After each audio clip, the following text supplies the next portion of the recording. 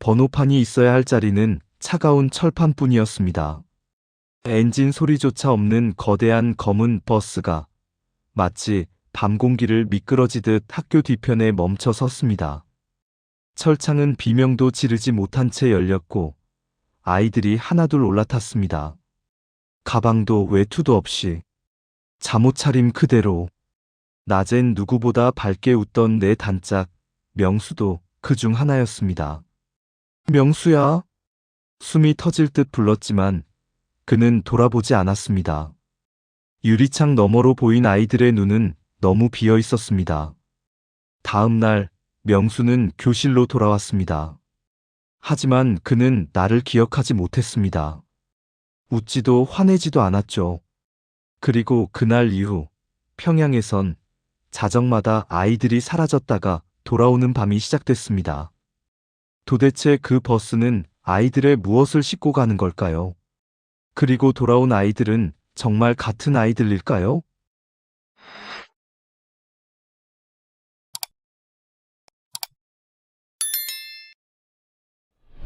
평양 제1중학교의 아침은 언제나처럼 기계적이었습니다.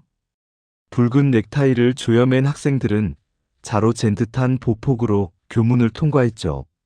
어젯밤 학교 뒷마당을 적셨던 그 불길한 안개는 온데간데 없고 맑은 햇살이 교정의 구호판을 눈부시게 비추고 있었습니다.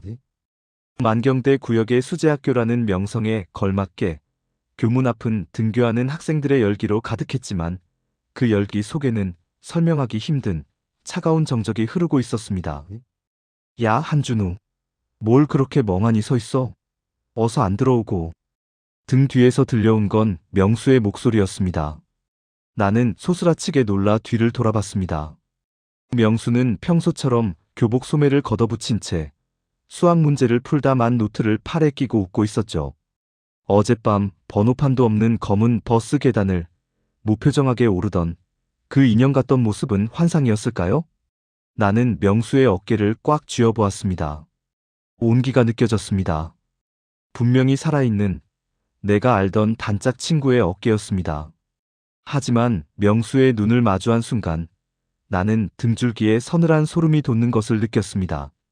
명수야, 너 어젯밤에 어디 안 나갔었어? 내 질문에 명수는 고개를 갸우뚱하며 대답했습니다. 어디 가긴. 시험이 코앞인데 기숙사에서 코 박고 수학만 풀었지. 왜? 나 보고 싶었냐? 명수의 대답은 너무나도 자연스러웠습니다.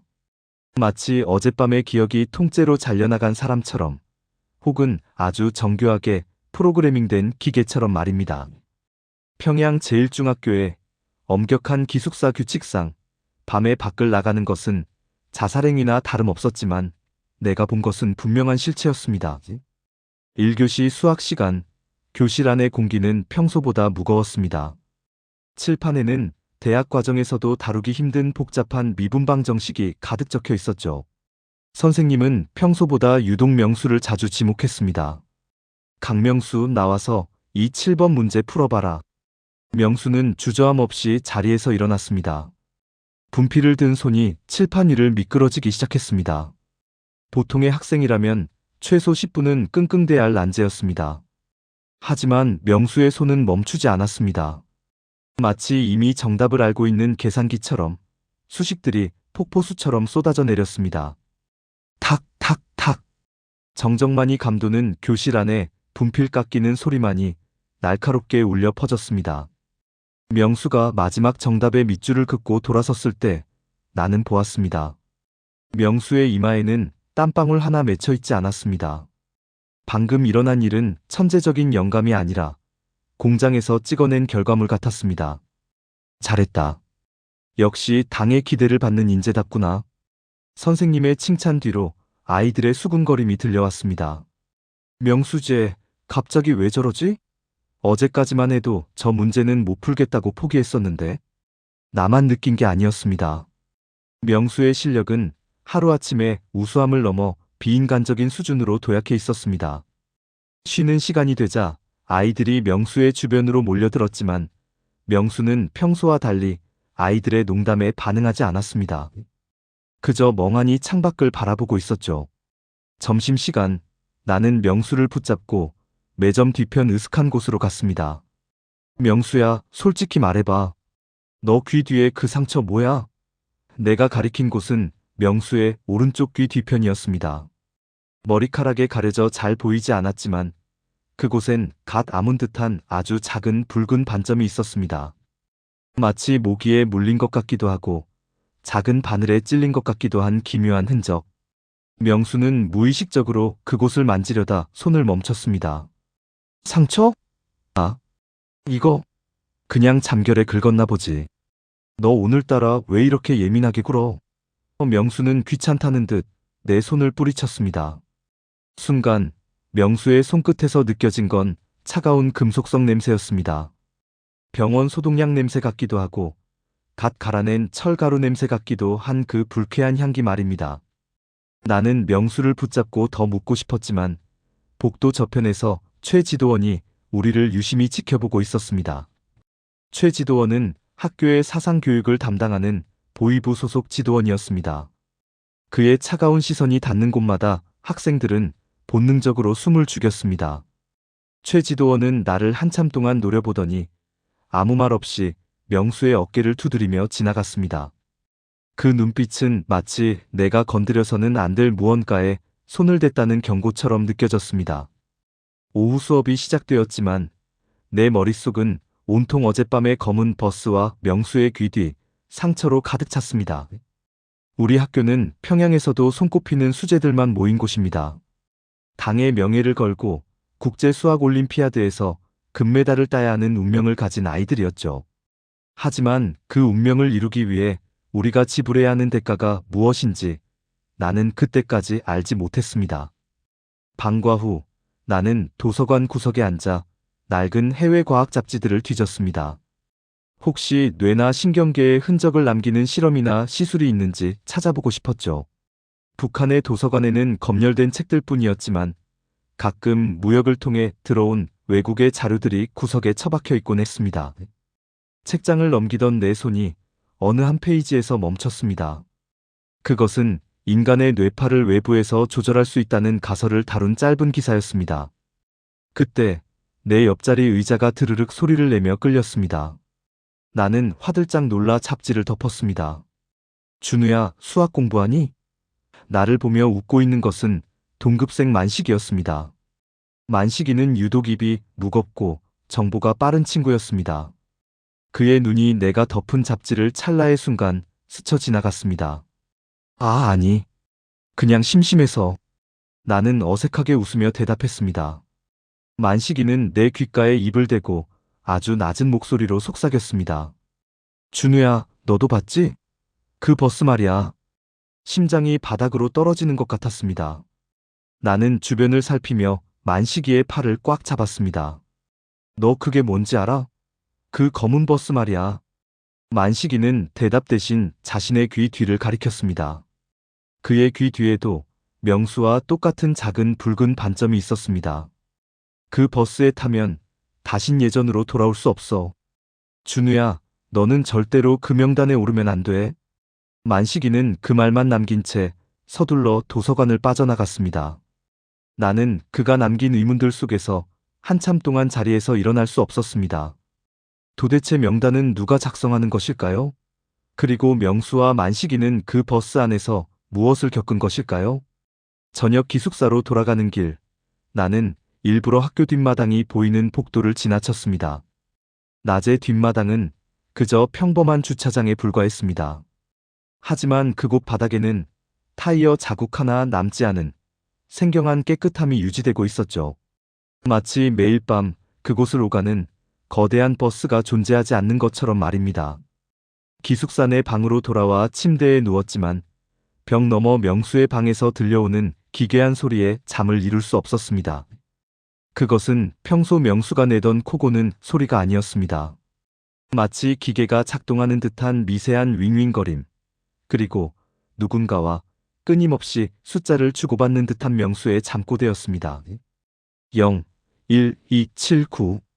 동기화 완료. 공포가 나를 덮쳤습니다. 내가 알던 명수는 이미 사라진 걸까요? 그렇다면 내일 아침 나를 향해 웃어줄 그 아이는 누구란 말입니까?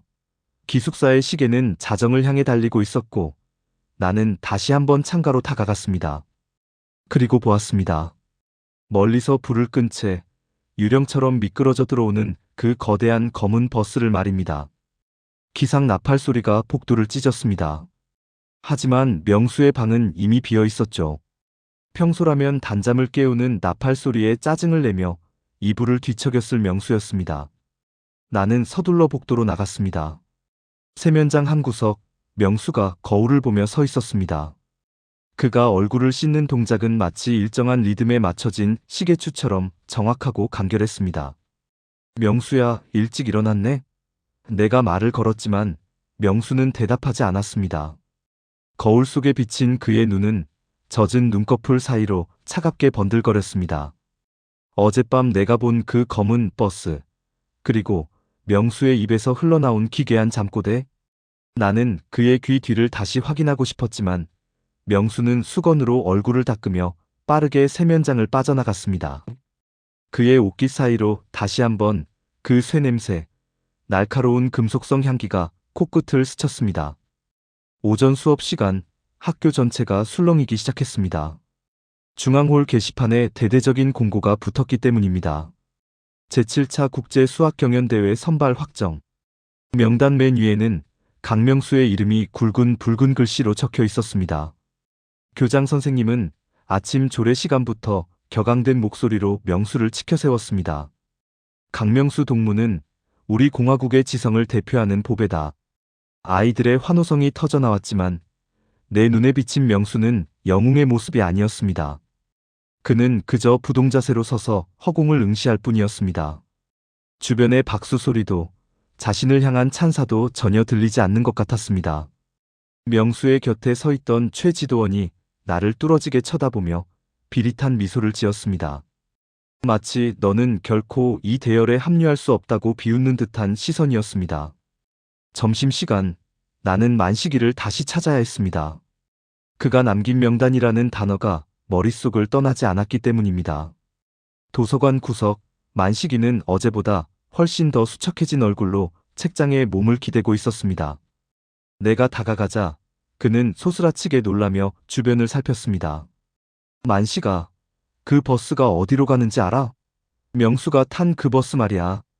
나의 다급한 질문에 만식이는 떨리는 손으로 책상 위에 엎질러진 물을 이용해 숫자를 적기 시작했습니다. 4, 소. 그리고는 곧바로 소매로 그 글자를 지워버렸습니다. 사소소? 그게 뭐야? 연구소 이름이야? 내가 낮은 목소리로 되묻자 만식이는 고개를 저으며 내 귀에 입을 맞댔습니다. 산속 깊은 곳, 지도가 지워진 구역이야. 거기엔 인간 컴퓨터를 만드는 공장이 있어. 어젯밤 명수는 거기서 다시 태어난 거야. 만식이의 말은 공포 그 자체였습니다. 인간을 컴퓨터로 만든다니 상식적으로 불가능한 이야기였습니다. 하지만 명수가 보여준 그 비인간적인 계산 능력과 감정이 거세된 눈빛은 만식이의 말을 증명하고 있었습니다. 만식이는 주머니에서 작게 접힌 종이 조각 하나를 내 손에 쥐어주었습니다. 오늘 밤이야. 버스가 평소보다 30분 일찍 도착할 거야.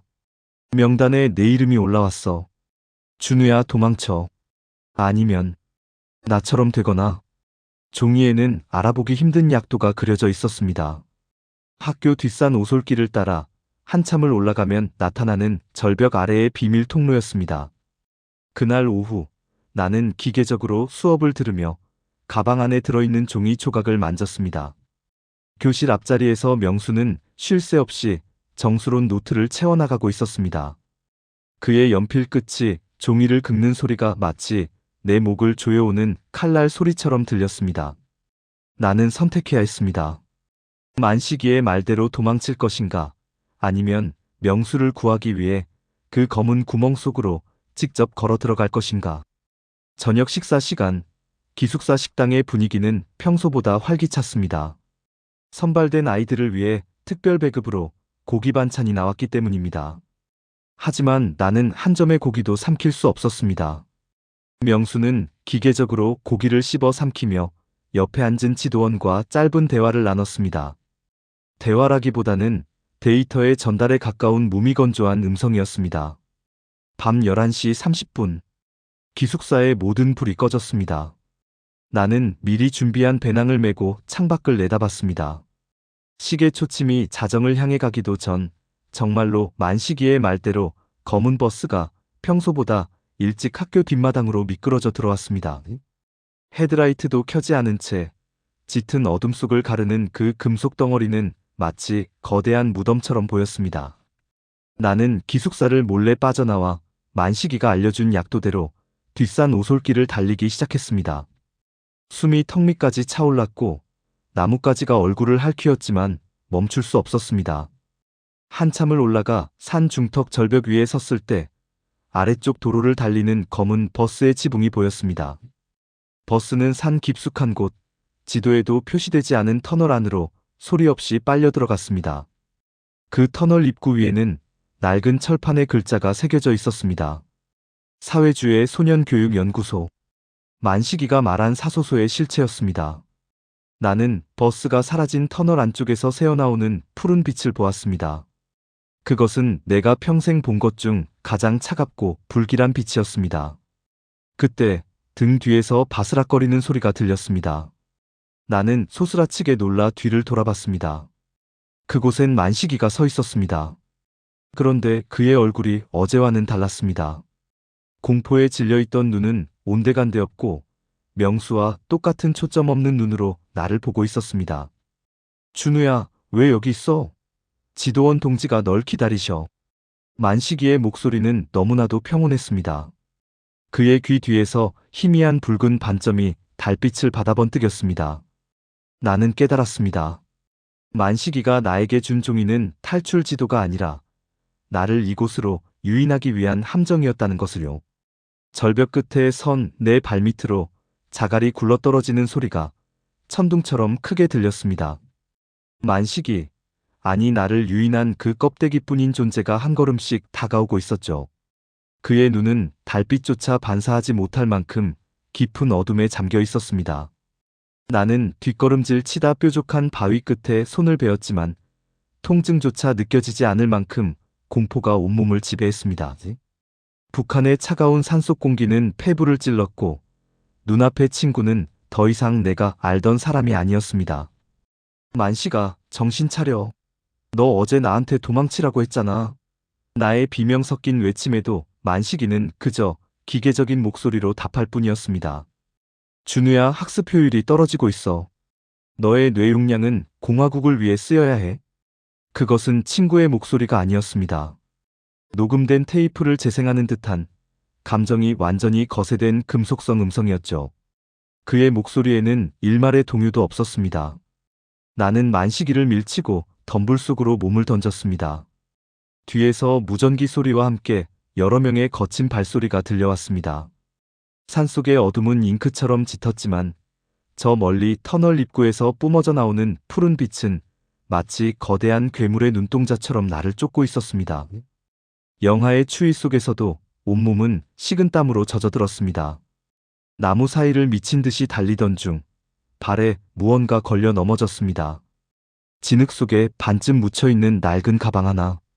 그것은 지난달 갑자기 중앙으로 전학 갔다던 전교 1등 영철이의 가방이었습니다. 가방 안에는 영철이가 목숨처럼 아끼던 수학 경시대회 금메달이 흙투성이가 된 채 굴러다니고 있었죠. 전학을 갔다던 영철이는 왜 자신의 보물을 이 험한 산속 구덩이에 버려두고 간 것일까요? 그때 나뭇잎을 헤치는 소리와 함께 최 지도원의 차가운 목소리가 바로 근처에서 들렸습니다.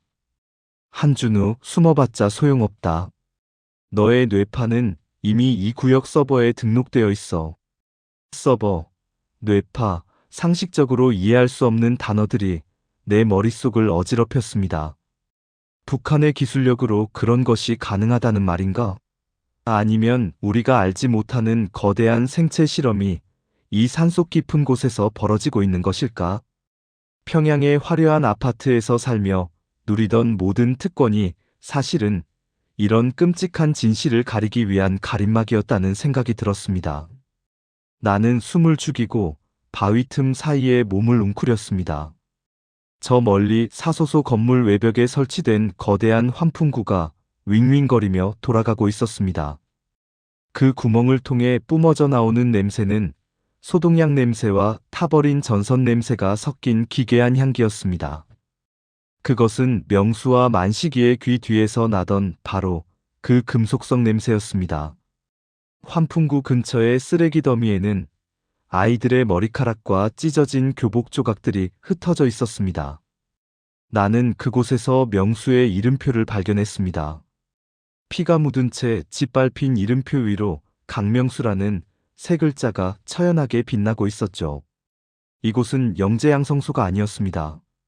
천재들의 뇌를 뽑아내어 체제를 유지하는 거대한 중앙 컴퓨터의 부품으로 만드는 사륙의 공장이었습니다. 발소리가 코앞까지 다가왔습니다. 손전등의 날카로운 불빛이 내가 숨은 바위를 훑고 지나갔습니다. 심장이 너무 크게 뛰어 군인들이 내 심장 소리를 들을 것만 같았습니다. 나는 주머니 속에 있던 작은 군용칼을 꽉 쥐었습니다. 만약 잡힌다면 저 검은 버스에 타서 자아를 잃은 기계가 되느니 차라리 여기서 죽는 게 나을지도 모른다는 생각이 들었습니다. 지도원 동지, 이쪽엔 흔적이 없습니다. 한 병사의 외침에 최 지도원이 혀를 차는 소리가 들렸습니다. 그럴 리가 없다. 차출 명단에 오른 놈은 절대 이 산을 벗어날 수 없어. 비상 게이트를 닫고 수색 범위를 넓혀라.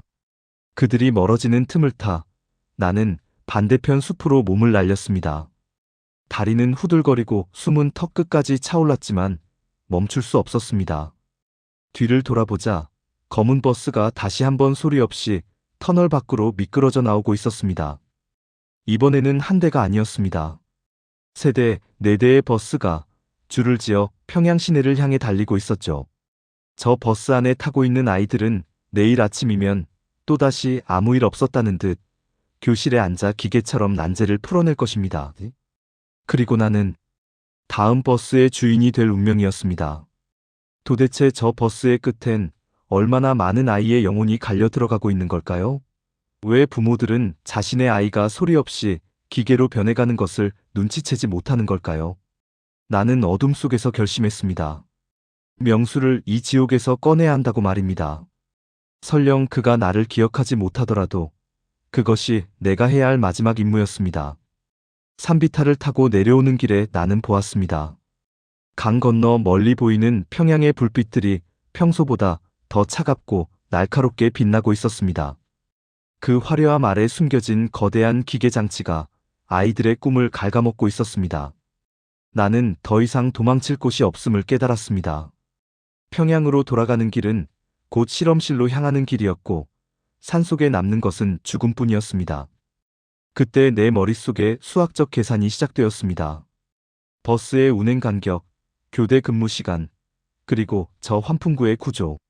내가 살아남을 유일한 방법은 저 버스에 타는 것이 아니라 버스를 이용해 시스템의 심장부로 들어가는 것이었습니다.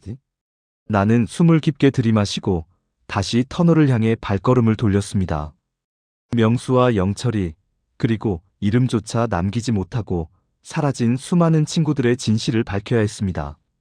나뭇가지에 긁힌 상처에서 피가 배어나왔지만 나는 멈추지 않았습니다.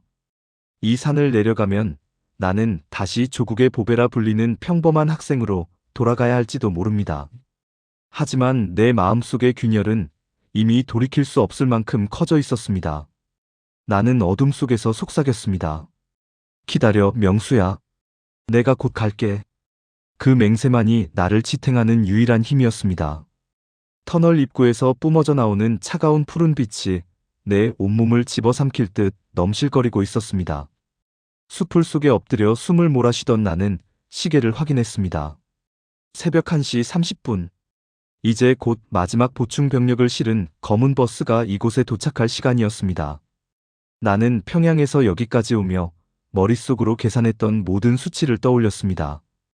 버스가 터널 입구의 보안 검문소에서 멈추는 시간은 정확히 15초. 그 15초가 내게 허락된 유일한 기회였습니다. 멀리서 낮은 엔진 소리가 들려왔습니다. 소음기라도 달았는지 공기를 가르는 듯한 기괴한 소리였습니다. 나는 몸을 최대한 낮추고 도로변 배수로로 기어들어갔습니다.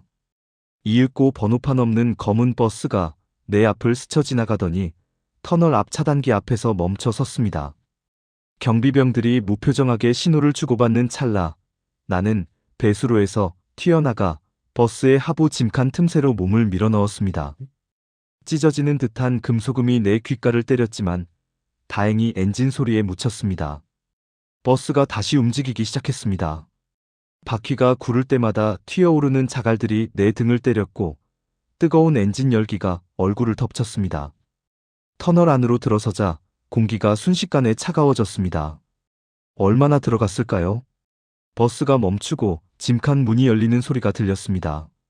나는 숨을 죽이고 버스 아래에서 빠져나와 거대한 콘크리트 기둥 뒤로 몸을 숨겼습니다. 눈앞에 펼쳐진 광경은 내가 평생 상상조차 하지 못했던 인간이 만든 지옥의 풍경이었습니다. 그곳은 수천 평은 되어 보이는 거대한 지하 광장이었습니다. 천장에는 수백 개의 푸른 형광등이 달려있어 낮보다 더 밝았지만 그 빛은 마치 죽은 사람의 안구처럼 차가웠습니다. 광장 중앙에는 벌집 모양으로 설계된 투명한 캡슐들이 끝도 없이 늘어서 있었습니다. 그리고 그 캡슐 안에는 아이들이 있었습니다. 평양의 학교에서 병 치료를 위해 요양 갔다거나 중앙으로 발탁됐다던 내 친구들이었습니다. 나는 기둥 뒤에서 나와 가장 가까운 캡슐로 다가갔습니다. 캡슐 안에는 전교 1등이었던 영철이가 잠들어 있었습니다. 하지만 그것은 잠든 것이 아니었습니다.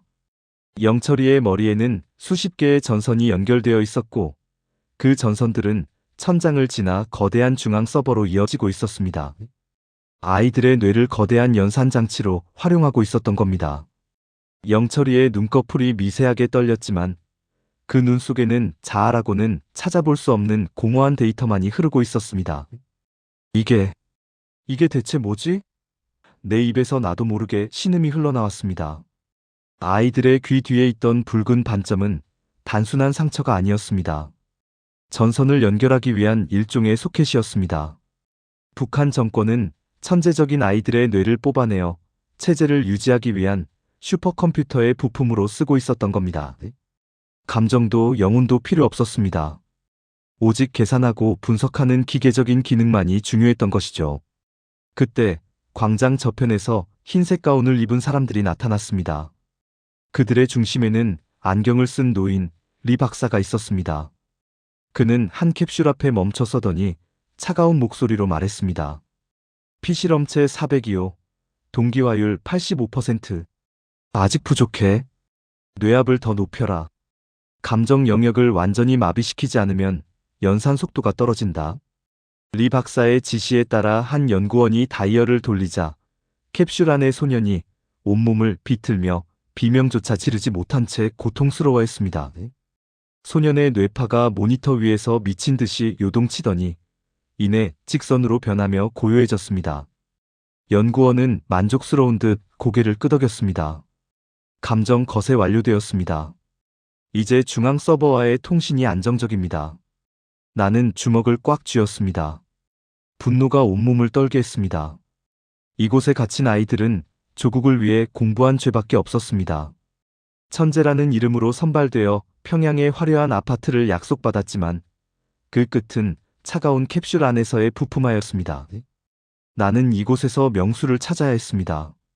명수도 어딘가에서 이 끔찍한 실험을 당하고 있을 것이 분명했습니다.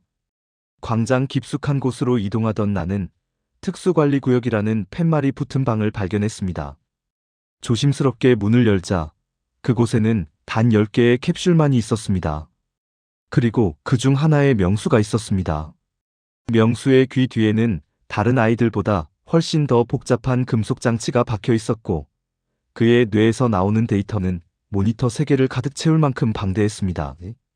명수야, 명수야, 정신 차려. 나는 캡슐을 두드리며 명수의 이름을 불렀습니다. 명수의 눈이 천천히 떠졌습니다. 하지만 그 눈은 나를 알아보지 못했습니다. 그의 동공에는 숫자들이 투영되고 있는 것처럼 기괴한 빛이 감돌았습니다. 접속자 확인 불가. 한준우. 데이터 분석 중. 위험 요소로 판명됨. 명수의 목소리는 스피커를 통해 흘러나왔습니다. 그것은 더 이상 내 친구의 목소리가 아니었습니다. 시스템 그 자체의 목소리였습니다. 명수는 무표정한 얼굴로 나를 바라보더니 캡슐 옆에 비상벨 버튼을 눌렀습니다. 보안 침입 발생. 구역 10의 비인 가자 발견. 빨간 경보등이 광장 전체를 피처럼 붉게 물들였습니다. 나는 명수의 눈을 보며 절망했습니다. 리 박사의 말이 맞았습니다. 그는 이미 친구가 아니라 기계가 되어버린 것입니다. 뒤에서 군화 소리가 들려왔습니다. 최지도원과 무장병사들이 이쪽으로 달려오고 있었습니다. 나는 명수에게서 떨어져 다시 어둠 속으로 몸을 날려야 했습니다. 탈출구를 찾아 달리는 내 머릿속에는 명수의 마지막 눈빛이 맴돌았습니다. 그 공허한 눈동자 너머로 아주 찰나의 순간 명수의 의지가 비쳤던 것일까요? 아니면 그것조차 내 환상이었을까요? 나는 지하시설의 복잡한 통로를 미친 듯이 달렸습니다. 이제 나는 이 지옥 같은 시설의 설계도를 훔쳐내어 세상에 알려야 했습니다. 그것만이 내가 명수와 수많은 친구들에게 해줄 수 있는 유일한 속죄였습니다. 터널의 끝, 다시 검은 버스가 한 대 들어오고 있었습니다. 나는 이번에도 그 버스의 아래로 몸을 던졌습니다. 등 뒤에서 총성이 울렸고 차가운 공기가 상처 입은 내 몸을 찔렀습니다. 버스가 터널 밖으로 나가는 순간 나는 결심했습니다. 다시는 이 검은 버스가 아이들을 싣고 평양을 달리는 일이 없게 하겠다고. 설령 내 목숨이 끊어지는 한이 있더라도 말입니다. 평양의 새벽은 차가운 침묵 속에 잠겨 있었습니다. 사소소 지하시설을 탈출해 기적적으로 다시 기숙사방으로 숨어든 지 벌써 사흘이 지났죠. 제 몸은 온통 나뭇가지에 긁힌 상처와 검은 버스 밑바닥에서 얻은 기름때로 얼룩져 있었지만 정작 저를 더 고통스럽게 만든 건 그곳에서 훔쳐온 한 장의 메모리 카드였습니다. 그것은 리 박사의 실험대 구석에서 목숨을 걸고 움켜쥐었던 이 거대한 음모의 핵심 기록이 담긴 장치였죠. 저는 창문을 이불로 가리고 당에서 수재들에게만 특별히 지급했던 노트북을 켰습니다. 전기가 들어오는 짧은 시간 동안 진실을 확인해야 했으니까요. 떨리는 손으로 카드를 삽입하자 화면에는 수백 개의 문서 파일이 나타났습니다. 뇌파 동기화 프로젝트, 연산자원 확보 계획, 그리고 차출 대상자 가계 분석. 저는 숨을 멈추고 파일을 하나씩 열어보기 시작했습니다. 그곳에는 아이들의 성적이 아니라 아이들의 뇌효율성이 등급별로 매겨져 있었습니다. 명수는 이미 완전 동기화 단계로 분류되어 있었고 그 옆에는 자아말소율 99%라는 끔찍한 수치가 적혀 있었죠. 하지만 제 눈을 의심하게 만든 건 그 다음 페이지였습니다.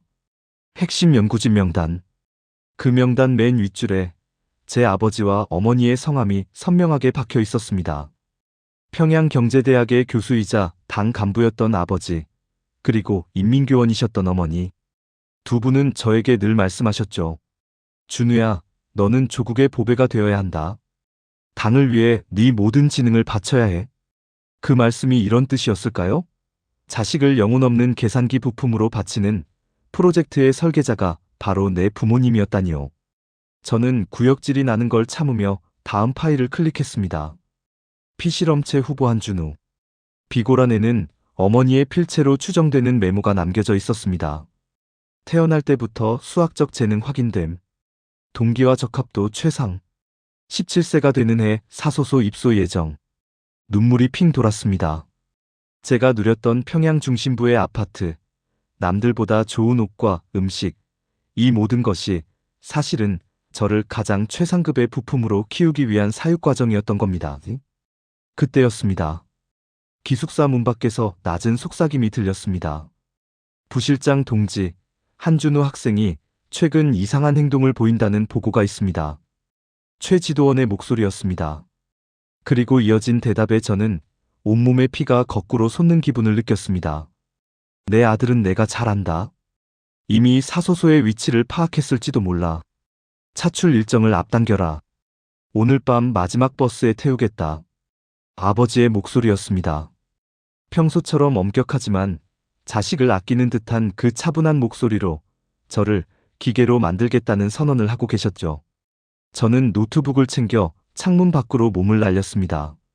3층 높이였지만 공포가 통증을 이겼습니다. 눈 덮인 교정을 가로질러 달리는 제 뒤로 서치라이트의 불빛이 춤을 추기 시작했습니다. 한준우, 거기 서라. 최지도원의 날카로운 외침이 밤 공기를 찢었습니다. 저는 학교 뒷산으로 향했습니다. 이미 알고 있었죠. 이제 제게 남은 길은 오직 하나뿐이라는 것을요. 나무 뒤에 숨어 거친 숨을 몰아쉬는데 주머니 속의 메모리 카드가 제 살을 찌르는 듯 했습니다. 이 안에는 부모님의 죄악이, 그리고 이 나라가 아이들의 영혼을 어떻게 파먹고 있는지에 대한 증거가 가득했습니다. 저는 결심했습니다. 단순히 도망치는 게 아니라 이 더러운 진실을 세상 밖으로 들고 나가기로요. 하지만 산 아래를 내려다본 순간 저는 절망했습니다. 학교 정문뿐만 아니라 뒷산으로 이어지는 모든 길목에 보이부 차량들이 깔려 있었습니다. 그리고 그 중심에 검은 버스가 입을 벌린 채 기다리고 있었습니다. 버스 옆에는 아버지가 서 계셨죠. 아버지는 무전기에 대고 차갑게 명령하셨습니다. 생포해라. 뇌에 손상이 가면 안 된다. 저 아이는 우리 프로젝트의 마지막 조각이다. 저는 깨달았습니다. 제가 지금까지 믿어왔던 조국이라는 우상, 가족이라는 안식처가 모두 허상이었다는 것을요. 저는 그저 그들에게 고성능 연산장치에 불과했습니다. 발소리가 가까워졌습니다. 군화가 마른 나뭇가지를 밟는 소리가 제 목숨을 옥죄어 왔습니다. 저는 품 안의 노트북을 바위 틈에 깊숙이 숨기고 오직 메모리 카드만을 신발 안창 밑에 밀어 넣었습니다. 그리고 마지막 계산을 시작했죠. 여기서 두만강까지의 거리, 검문소의 위치, 그리고 내가 가진 유일한 무기인 이 진실의 무게. 준우야, 나오너라. 이건 다 너를 위한 거다. 너는 위대한 역사의 주인공이 될 거야. 아버지의 목소리가 바로 앞까지 다가왔습니다. 저는 바위 뒤에서 천천히 일어났습니다. 제 손에는 작은 돌멩이 하나가 들려 있었죠. 아버지와 눈이 마주친 순간 저는 그분의 눈에서 일말의 죄책감도 찾을 수 없었습니다. 오직 완성되지 못한 실험체에 대한 집착뿐이었죠. 아버지, 저는 기계가 아니라 사람으로 살고 싶습니다. 제 짧은 외침과 함께 저는 절벽 아래 어두운 계곡으로 몸을 던졌습니다. 등 뒤에서 총성이 울렸고 차가운 물속으로 빠져드는 순간 저는 보았습니다. 검은 버스의 문이 천천히 닫히고 그 안에서 명수의 초점 없는 눈동자가 저를 배웅하고 있는 환영을요. 계곡물은 얼음처럼 차가웠지만 제 가슴 속 분노는 불타오르고 있었습니다. 반드시 살아남아 이 카드를 세상에 보이겠노라고 부러진 제 다리를 끌며 저는 어둠 속으로 기어갔습니다. 진실을 싣고 달리는 검은 버스의 엔진 소리가 멀어질 때까지 저는 숨을 멈추고 땅을 파헤쳤습니다. 어두운 계곡의 얼음물은 칼날이 되어 내 피부를 도려내는 것 같았습니다. 절벽에서 뛰어내릴 때의 충격으로 왼쪽 다리는 이미 감각을 잃었지만 머릿속은 오히려 그 어느 때보다 차갑고 명확해졌습니다. 지금 이 순간 내가 가진 유일한 무기는 부모님이 그토록 탐냈던 나의 수학적 뇌뿐이었습니다. 나는 물속에서 숨을 죽인 채 상류에서부터 훅고 내려오는 서치라이트의 주기를 계산했습니다. 15초 간격, 빛이 바위를 스쳐 지나가는 찰나의 3초가 내가 움직일 수 있는 유일한 시간이었습니다. 나는 물 밖으로 고개를 내밀고 비틀거리는 다리를 끌며 숲속으로 기어들어갔습니다. 신발 안창 밑에 숨긴 메모리 카드는 마치 심장처럼 딱딱하게 발바닥을 자극하며 내가 살아남아야 할 이유를 일깨워 주었습니다. 하지만 공포는 예상치 못한 곳에서 찾아왔습니다. 숲속 어둠 저편에서 규칙적인 기계음과 함께 누군가 다가오고 있었던 것이죠. 추적 대상 확인. 한준우. 현재 위치 좌표 델타 구역 4. 그것은 명수의 목소리였습니다. 하지만 예전에 그 다정했던 말투는 흔적도 없었습니다. 나무 사이로 모습을 드러낸 명수는 머리에 기괴한 금속 장치를 단 채 야간 투시경 같은 안경을 쓰고 나를 정조준하고 있었습니다. 그는 더 이상 내 친구가 아니라 사소소의 중앙 서버와 연결된 인간 사냥꾼이었습니다. 명수야, 나야 준우라고. 제발 정신 좀 차려봐. 내가 절규하듯 소리쳤지만 명수의 눈은 미동도 하지 않았습니다. 그의 눈동자 위로 푸른색 데이터 코드가 흐르는 것이 보였습니다. 명수는 감정이 거세된 기계적인 동작으로 총구를 들어 올렸습니다. 대상을 생포하라는 지령 수신. 하지만 저항 시 뇌 손상을 최소화하는 범위 내에서 무력 사용 승인됨. 명수의 손가락이 방아쇠를 당기려는 찰나 나는 내 뇌의 모든 연산 능력을 끌어올렸습니다. 바람의 속도, 총구의 각도, 그리고 명수가 다음 한 걸음을 딛게 될 지면의 경사도. 나는 명수가 방아쇠를 당기기 0.1초 전 부러진 다리에 힘을 주어 옆으로 몸을 날렸습니다. 탕! 총알이 내가 서 있던 나무 기둥을 뚫고 지나갔습니다. 명수는 당황하지 않고 즉각 다음 연산을 시작했습니다. 하지만 나는 알고 있었습니다. 명수의 뇌는 지금 중앙 서버의 지시를 기다리느라 0.5초의 지연 시간이 발생하고 있다는 사실을요. 그것은 내가 사소소에서 훔쳐본 설계도에 적혀있던 유일한 결함이었습니다. 나는 그 틈을 놓치지 않고 명수에게 달려들어 그를 껴안았습니다. 차가운 금속 장치가 내 뺨에 닿았지만 나는 포기하지 않고 그의 귀 뒤를 더듬었습니다. 그곳엔 내가 봤던 붉은 반점 대신 신경계와 직접 연결된 은색 소켓이 박혀 있었습니다. 명수야, 미안해. 조금만 참아. 나는 주머니에서 꺼낸 작은 군용 칼날로 그 소켓의 전선을 끊어버렸습니다. 순간 명수는 온몸을 경련하며 비명을 질렀습니다. 인간의 비명이 아니라 기계가 과부하 걸렸을 때 내는 듯한 날카로운 소음이었습니다. 명수의 안경 너머로 흐르던 데이터가 사라지고 잠시 후 그의 눈에 초점이 돌아오기 시작했습니다.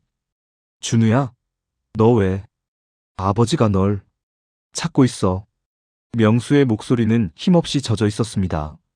하지만 감각을 되찾은 것은 찰나였습니다. 명수의 머리에 박힌 장치에서 빨간 경고등이 깜빡이며 다시 강제 동기화를 시도하고 있었기 때문입니다. 준우야, 도망쳐. 내 안에서 누군가 계속 널 쏘라고 해. 제발 가. 명수는 마지막 의지로 총을 나에게서 멀리 던져버렸습니다. 그리고는 자신의 머리를 감싸 쥐며 바닥에 주저앉았습니다. 뒤편에서 수십 명의 발소리와 함께 최지도원의 고함 소리가 들려왔습니다. 어디냐? 피실험체 402호, 즉시 보고하라. 나는 명수를 데리고 가려 했지만 그는 내 손을 뿌리쳤습니다. 가, 네가 이 카드를 들고 나가야 우리 같은 아이들이 더 생기지 않아. 빨리 가. 명수의 눈에 다시 푸른 빛이 감돌기 시작했습니다. 나는 눈물을 머금고 어둠 속으로 달리기 시작했습니다. 뒤를 돌아본 순간 명수는 다시 일어서서 기계적인 자세로 최지도원에게 경례하고 있었습니다. 그의 자아는 다시 시스템 속으로 사라져버린 것입니다. 나는 다리를 절며 숲을 빠져나와 두만강을 향해 필사적으로 나아갔습니다. 부모님은 지금도 나를 추적하며 나의 뇌가 가진 데이터 가치를 계산하고 있을 것입니다. 하지만 나는 결심했습니다. 내 뇌는 체제의 부품이 아니라 이 나라의 모든 진실을 기억하고 증언할 인간의 기록물이 될 것이라고요. 강변에 도착했을 때 물줄기는 달빛 아래에서 차갑게 일렁이고 있었습니다. 얼음이 녹기 시작한 강물은 죽음의 함정 같았지만 나에게는 유일한 자유의 통로였습니다. 나는 신발 안창의 카드를 다시 한번 확인하고 어둠이 내려앉은 강물을 향해 첫 발을 내디뎠습니다. 저 너머엔 나를 기다리는 또 다른 연산이 시작되겠지만 적어도 그 연산의 주체는 오직 나 자신일 것입니다. 두만강의 얼음은 웅장하면서도 비릿한 파열음을 내며 갈라지고 있었습니다. 4월의 국경은 겨울의 완강함과 봄의 잔인함이 공존하는 곳이었죠. 발을 내디딜 때마다 차가운 강물이 신발 속으로 스며들어 발등을 얼려버리는 것 같았습니다. 하지만 저는 멈출 수 없었습니다.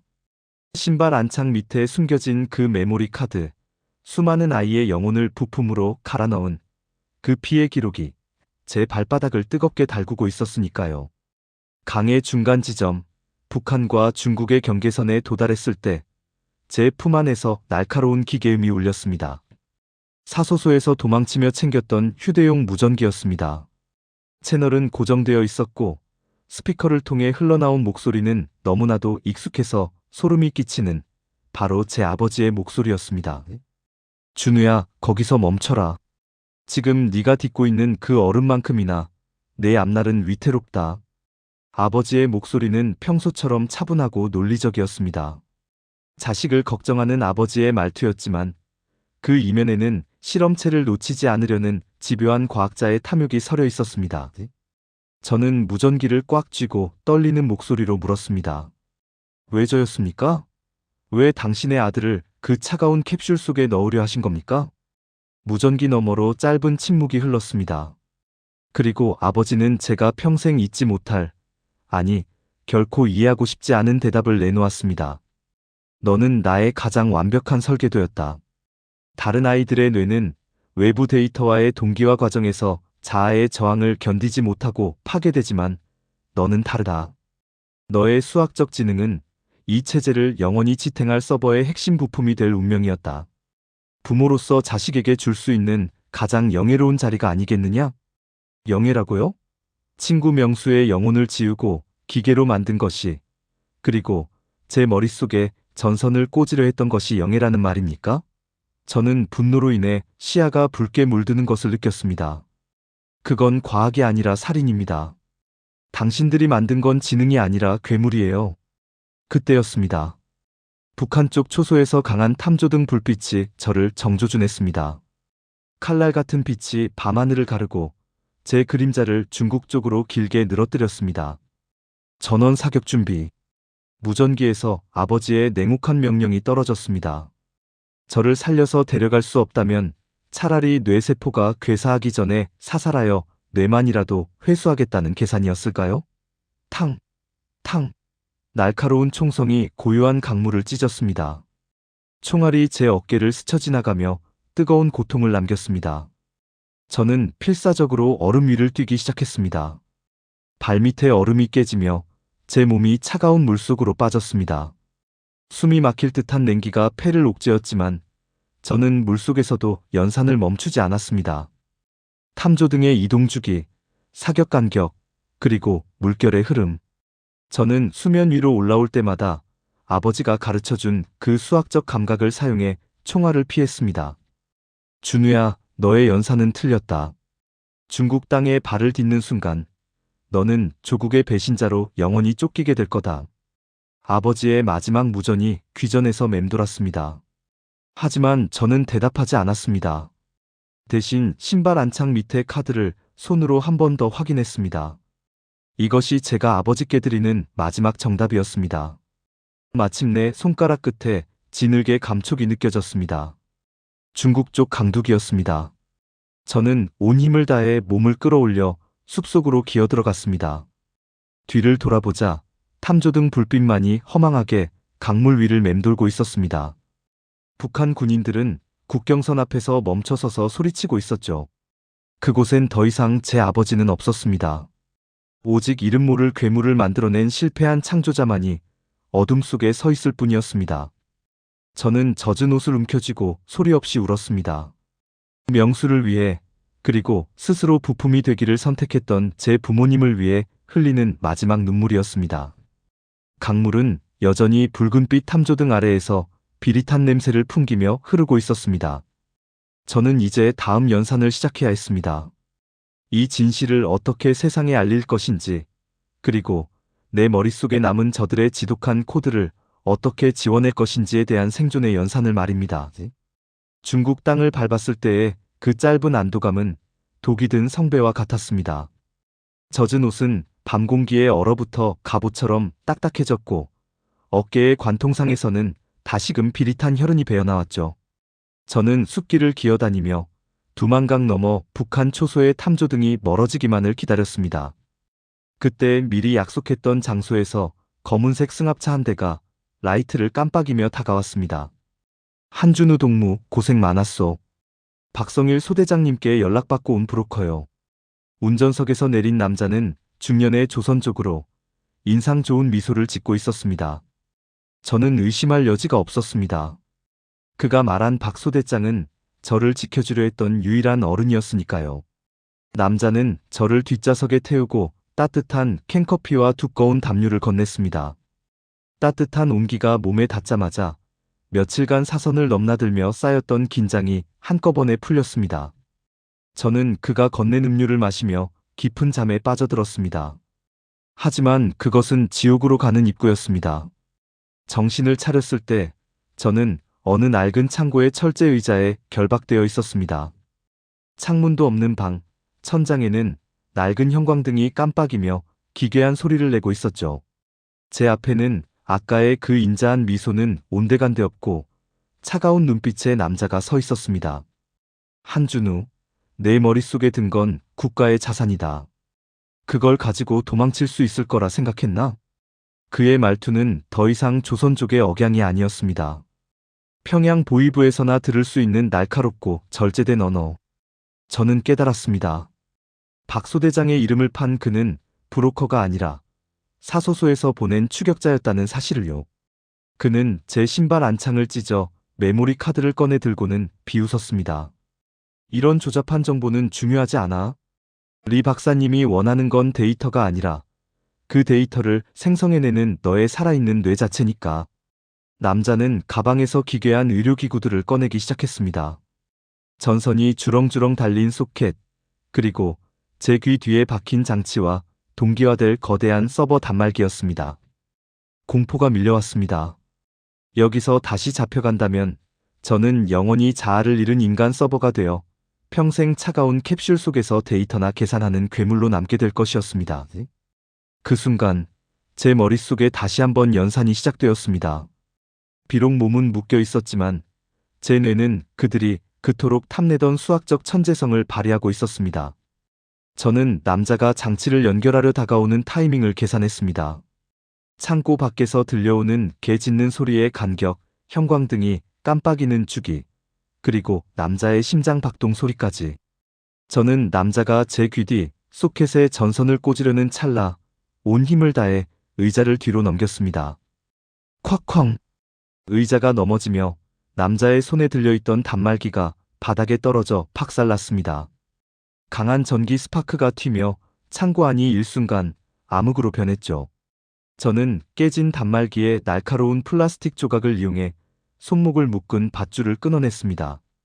살점이 떨어져 나가는 통증이 느껴졌지만 지금은 그것이 자유의 대가라고 생각했습니다. 어둠 속에서 남자의 비명이 들려왔습니다. 저는 창고 구석의 낡은 환풍구를 향해 필사적으로 기어갔습니다. 사소소의 환풍구 구조를 외웠던 경험이 저를 살렸습니다. 좁은 관을 타고 밖으로 기어 나왔을 때 눈앞에는 끝도 없이 펼쳐진 옥수수밭이 보였습니다. 저는 뒤도 돌아보지 않고 달렸습니다. 상처 입은 어깨가 요동치고 폐가 터질 듯 했지만 머릿속에서는 오직 하나의 경로만이 그려지고 있었습니다. 그것은 지도가 가리키는 길이 아니라 제 의지가 선택한 진짜 탈출로였습니다. 새벽녘 저는 길가에 버려진 낡은 트럭 짐칸에 몸을 실었습니다. 먼지가 가득한 차 안에서 저는 제 귀 뒤를 만져보았습니다. 아직 그 차가운 소켓이 박혀 있었지만 적어도 그 안에서 흐르는 생각만큼은 저의 것이었습니다. 아버지가 설계한 운명도 리 박사가 심어놓은 코드도 저를 막을 수 없었습니다. 이제 마지막 연산만이 남았습니다. 이 몸을 이끌고 어떻게 한국 대사관까지 도달할 것인가.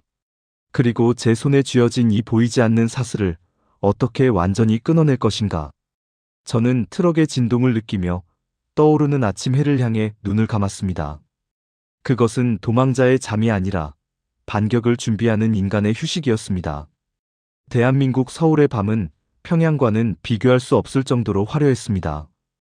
24시간 꺼지지 않는 편의점의 불빛과 강남대로를 가득 채운 자동차들의 소음은 마치 다른 행성에 도착한 것 같은 착각을 불러일으켰죠.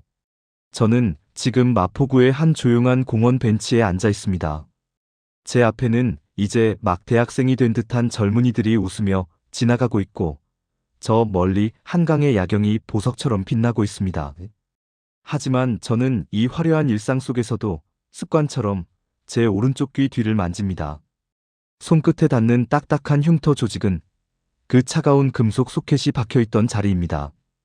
비가 오는 날이면 그곳은 마치 지금도 전선이 연결된 것처럼 욱신거리곤 하죠. 사람들은 저를 평범한 공대생으로 보겠지만 제 머릿속에서는 여전히 두 개의 연산이 동시에 돌아가고 있습니다. 하나는 한국에서의 평범한 삶을 위한 공식이고 다른 하나는 저 너머 북쪽 산속 사소소에서 들려오던 아이들의 비명 섞인 데이터 값입니다. 한국 대사관의 문을 열고 들어갔던 그날, 저는 제가 가진 모든 진실을 쏟아냈습니다. 국정원 조사실의 하얀 벽 앞에서 저는 리 박사가 설계한 인간 서버 프로젝트의 전말을 도표로 그려 보였습니다. 조사관들의 얼굴이 경악으로 물들던 순간을 저는 잊지 못합니다. 그들은 믿기지 않는다는 듯 물었죠. 정말 아이들의 뇌를 기계 부품으로 썼단 말입니까? 저는 제가 훔쳐온 메모리 카드를 테이블 위에 내려놓으며 대답했습니다. 이것이 제 친구 명수와 영철이, 그리고 제 부모님이 남긴 유일한 영혼의 기록입니다. 조사가 끝나고 사회로 나왔을 때 정부는 저에게 주민등록증과 정착 지원금을 줬습니다. 하지만 그 어떤 지원도 제 마음속에 남은 죄책감을 씻어주지는 못했습니다. 저는 지금도 밤마다 악몽을 꿉니다. 꿈속에서 저는 여전히 그 검은 버스의 하부 짐칸에 매달려 있고 버스는 평양의 어두운 거리를 지나 산속 지하 실험실로 향합니다. 그곳에서 명수는 여전히 차가운 캡슐 속에 갇혀 저를 부릅니다. 준우야, 계산이 끝나지 않아. 나를 좀 꺼내줘. 얼마 전 저는 대학에서 인공지능 윤리에 관한 강의를 들었습니다. 교수는 기술의 발전이 인간을 얼마나 풍요롭게 만드는지 열변을 토했죠. 저는 손을 들고 물었습니다. 만약 그 기술이 인간의 자아를 말소시키는 대가로 얻어진 것이라면 그 결과물은 지능입니까? 아니면 살인무기입니까? 교수는 제 질문에 답하지 못했습니다. 제 귀 뒤의 흉터가 그 질문에 대한 가장 명확한 증거였으니까요. 저는 이제 수학자가 아닌 인권운동가로서의 삶을 준비하고 있습니다. 제가 배운 그 뛰어난 연산 능력은 이제 더 이상 체제를 지탱하는 서버의 부품이 아니라 북한의 참혹한 현실을 수치로 증명하고 고발하는 도구로 쓰일 것입니다. 제 신발 안창 밑에 숨겼던 그 메모리 카드는 이제 전 세계 인권단체의 서버에 복제되어 그들이 숨기려 했던 진실을 쉼없이 송출하고 있습니다. 아버지과 어머니는 아마 지금도 저를 실패한 실험체라고 부르며 추적하고 계실지도 모릅니다. 하지만 저는 두 분께 이 말을 전하고 싶습니다. 당신들이 탐냈던 제 뇌는 기계적인 연산 대신 기억과 슬픔을 선택했다고 말입니다. 인간의 지능은 전선으로 연결될 때 강해지는 것이 아니라 다른 사람의 아픔을 공감할 때 진정한 가치를 갖는다는 사실을 저는 이곳 한국에서 배웠습니다. 밤이 깊어지자 서울의 거리는 더욱 화려한 네온 사인으로 넘쳐납니다. 저는 벤치에서 일어나 천천히 걷기 시작합니다. 길가에 세워진 광역버스 한 대가 제 옆을 지나갑니다. 평범한 파란색 버스이지만 저는 찰나의 순간 몸을 움츠립니다. 저 버스 어딘가에 아직도 자아를 잃고 실려가는 아이들이 있지는 않을까 하는 두려움 때문입니다. 저는 매일 아침 거울을 보며 다짐합니다. 살아남았다는 것 자체가 하나의 명령이라고 말입니다. 죽은 친구들의 목까지 기억하고 이 지독한 기술적 노예제의 전말을 세상 끝까지 알리는 것이 제가 수행해야 할 마지막 과제입니다. 이야기를 듣고 계신 여러분, 지금 당신이 타고 있는 버스는 어디로 향하고 있습니까? 그리고 당신의 머릿속에서 돌아가는 연산은 오직 당신만의 의지입니까? 평양의 검은 버스는 지금 이 순간에도 소리 없이 미끄러져 가고 있을지 모릅니다. 하지만 저는 믿습니다. 언젠가 그 모든 전선이 끊어지고 아이들이 기계가 아닌 인간으로서 다시 웃게 될 날이 올 것이라는 사실을요. 이것이 제가 평생을 걸고 풀어야 할 단 하나의 수학적 결론입니다. 자아를 잃고 기계 부품이 되어버린 명수와 영철이 지금 이 순간에도 검은 버스에 올라타고 있을 아이들을 생각하면 가슴이 먹먹해집니다. 이 아이들에게 자유의 빛이 전해지길 바라는 마음이 있다면 자유라고 댓글을 남겨주세요. 끝까지 시청해주셔서 감사합니다.